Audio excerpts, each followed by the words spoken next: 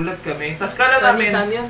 sa amin, sunblock. Tas kala namin, ano lang, flashlight lang yung, tas naging dalawa.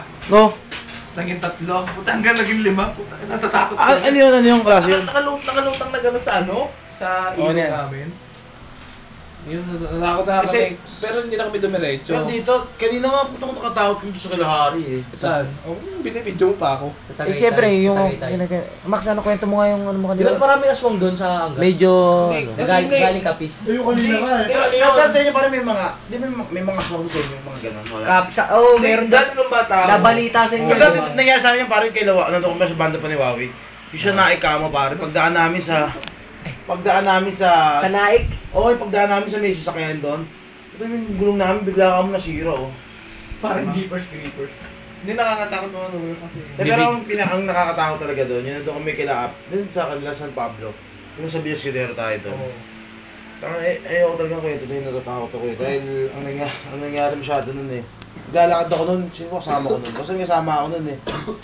Ang nangyari sa akin eh, binumapit sa akin matanda. Oh. Nawag yung pangalan ko.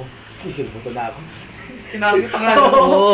Kikilibutan ako yun. Paano mo nakilala doon? Hindi nga po nagulat ako, Kevin! Kasi pagtingin ko matanda. Nakiisip ko baka... baka yung mga ng mga... Naisip ko baka yung kanto yun. Pero dito may nagpabarabong. Hindi ko alam. Marami rin dito sa Tagaytay, pare. Pero sa Wapa siguro. lang. Hindi, dito sa bahay na to, meron dito Tapos sa pare, bahay na to. ang nangyari sa akin doon, tinanong ako pare. Tinanong ako Basta- sa akin. Hindi mo ba ako nakikilala? Puta. Oo pare, puta ka matandang babae, parang ermitanyo pa. Pangino. Baka ex-girlfriend mo. Pangino nyo. Baka ex-girlfriend. Ano, pare, ano sabi sa akin, paano nyo ako nakilala? Hindi ba ako nakikilala? Dati tayong aso. Puta, mamatay man ako pare. Mamatay man ako. Oo pare.